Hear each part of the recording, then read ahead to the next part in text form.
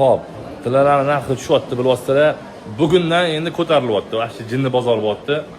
Lekin degan joyi bor, ko'tarilayotgan bo'lsa ham sizlarga 14-do'konimizda Chorsu bozori Gold Center 14-do'konimizda amal qiladi bu qilayotgan ishimizni. Nima qilyapmiz desanglar, mana sizlar kelganingizda tillachi yigit 14-do'konimizda shunda kelganingizda xullas tilla, brilliant, kumush hamma narsa bor. Sizlarga mana podarkalarni tayyorlab qo'yganmiz. Bu podarkalarni nima qilsanglar berib yuboramiz.